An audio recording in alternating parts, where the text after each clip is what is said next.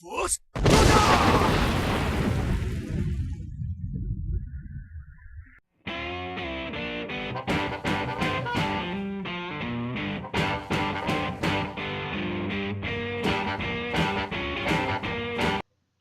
Welcome everybody, this is Wargamer Shawn. I'm coming back at you from a long hiatus. I apologize, it's been about a week. Just stuff getting in the way and work. Anyway, I'm here to bring you the second part of the review of the Fall of Cadia. Talk about Saint Celestine, a personal favorite of mine. And then we'll do another part that will go over the formations and the new formations that are presented in the book that are mainly, they're all Imperial. Then I do have some battle reports that I need to get up, and I have a review. I've used Magnus in a battle, and I'm going to put him up before I do the battle report, but I got a video kind of showcasing Magnus and all the different kind of progression through his painting. It's kind of the only one I've really done so far, and I just really worked hard on him, so I'm pretty proud of him and how he turned out. So without further ado, let's get into it. So Saint Celestine, she of course was a sister of battle, or Adeptus Sororitas. I guess now she's just an HQ. On the top it has a symbol for Adeptus Sororitas, but I got into a discussion with people on a Warhammer page, and apparently these three HQs in this book can be taken as an HQ for any Imperial army. It doesn't make a lot of sense to me, but I guess that's the way it is. So she's not really unique to the Sisters of Battle anymore. Anyway, she has weapon skill, ballistic skill of 7, strength and toughness 3, 5 wounds, initiative 7, 5 attacks, leadership 10, and a 2+ save. She also comes with 2 Gemini Superia, which are 2 basically canonesses that were killed and she resurrected, and it became her bodyguards. They were twins, and they are weapon skill 5, ballistic skill 4, strength 3, toughness 3, 2 wounds. Now, normal canonesses have 3, so maybe being resurrected, she lost a wound. Initiative 4, attacks 2, leadership 10, and 3+ save. They have a bolt pistol and power sword for the Superia, and frag crack grenades. They have adamantium will, eternal warrior for Saint Celestine only, fearless, hit and run, independent character, saintly blessings, the opposite, and we'll go to that. And then she's got divine guardians. Now this is something that people have to pay attention to when they're playing it, because it's actually not quite as good as people might be able to play it to, because Saint Celestine has a 2+ save, the Superia only have a 3, but the Gemini Superia has a 4+ invulnerable save. In addition, while at least one Superia is alive, resolve any wounds suffered by Celestine against the Gemini Superia closest to her instead.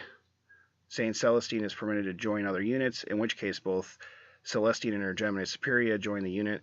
If Celestine leaves, then her Gemini Superia also leave with her, forming a unit separate with her. She has the Emperor's Vengeance once per battle, and I totally forgot to do this last battle I did because I'm not used to her having this. Saint Celestine can make a shooting attack. Basically, it's a barrage, like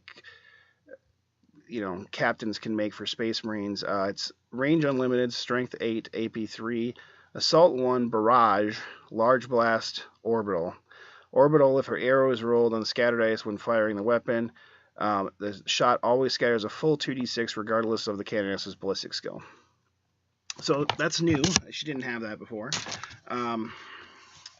She's got Healing Tears, which is new. That is at the start of each of your turns, a single slain Gemini Superior anywhere within 2 inches of Saint Celestine. So she basically brings back a Gemini Superior that she lost earlier. Within 2 inches of her, or as close to her as possible. Martyrdom, if a model with Martyrdom special rule is your warlord, and that model is removed as a casualty during the battle, all friendly units wholly comprised of models with the Act of Faith, so basically the Sisters of Battle, automatically pass all leadership tests until the end of your next turn. So Miraculous Intervention. The first time Saint Celestine is removed as a casualty, she must take a leadership test. If this test has failed, she is slain as normal. If successful, leave a suitable counter on the spot, and at the start of your next turn, place Saint Celestine back on the battlefield with all of her wounds restored within 1 inch of the counter, or as close to it as possible. Saint Celestine can act normally in a turn which she resurrects, and can even use her Healing Tear special to restore one of her slain Gemini Superior. If Saint Celestine is your warlord, her martyrdom special will only take effect, and she will only award victory points for objectives such as Slay the Warlord if she fails her leadership test to resurrect, or she has been removed as a casualty the second time. However, if Saint Celestine has been slain and the game ends before she can return to the battlefield, she is counted as destroys. Miraculous Intervention has no effect if Saint Celestine is moved as a casualty a second time. So they actually, I'm proud of GW. They actually did go through and really explain this time, any little loopholes or whatever. So like they say, okay, if she comes back, she can act like normal, and she can even use the Healing Tear so she can bring back a Gemini Superior. So, which she has to, because they have to be dead first, because the wounds have to go through them first. So they explain victory points too. So like, is the Warlord given if she dies the first time? No, it's not. So they did a good job, I think, writing the rules for this time, so that there's no, well, what's rules is written, people arguing stuff. I mean, kind of common sense, but I'm glad they put it in here, because then there can be no arguments about the rules. So good job, DW, on this one. I'm happy with how they did it. Warlord trait, she's got the Beacon of Faith. All friendly units within 12 inches of Saint Celestine use her leadership when acting when acts of faith or war hymn tests are used. That's pretty good.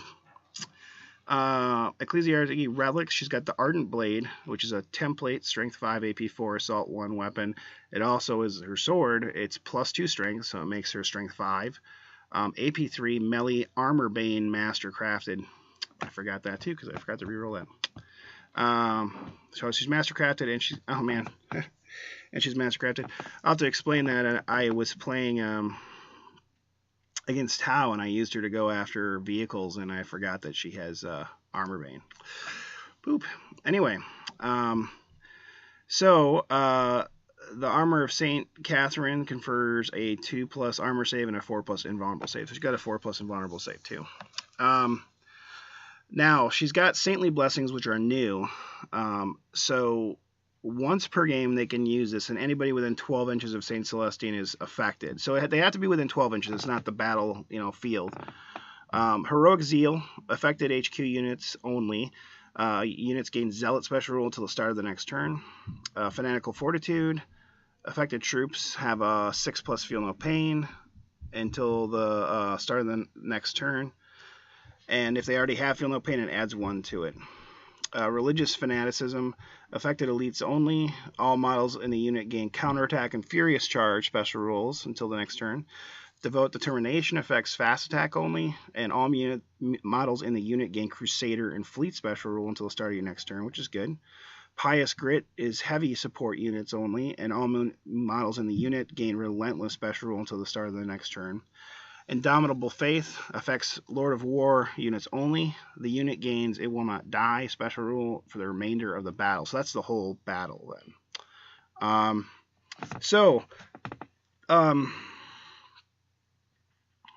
Yeah, it's interesting. I think it's useful. I think it's good not having it affect the whole battlefield. Is a little limiting, and I don't know how useful it'll be. She's mainly going to be flying up and trying to get into close combat, so sorry, my camera's moving here. So I don't see her staying back and affecting. I mean, maybe first turn she could affect the heavy support, to help them out and give them Relentless. The other ones, I mean, if they're up on the field with her, so the Zeal and the Fortitude and the Fanaticism and Devout Determination, because he's probably normally going to be with Seraphim, are definitely useful. The Indomitable Faith for sure is. That lasts the whole game, which is pretty nice.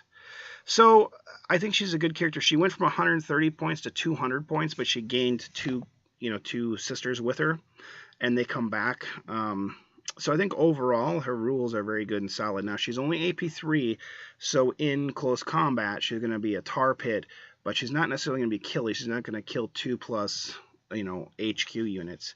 I still think she's good. Now she's got hit and run to get out of there if she needs to, which is also good.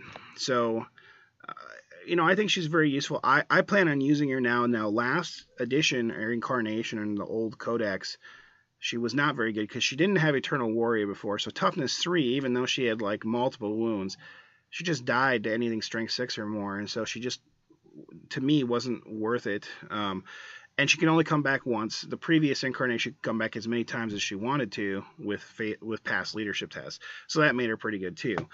I think the one time is fair, although the Imperial Guard guy, the Commissar Yarrick, still can come back every time with his leadership. I'm surprised they didn't change that, because I think once is enough. But I think she's very good, and I think she'll be used.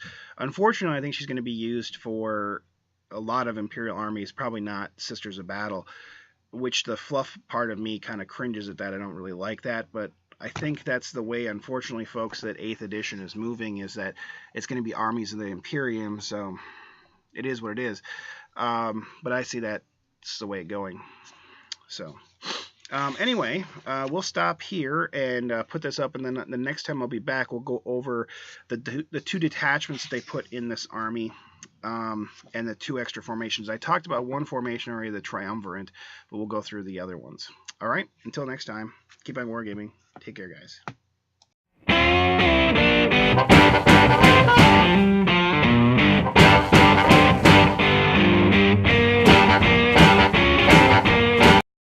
Goodbye, you sexy motherfucker.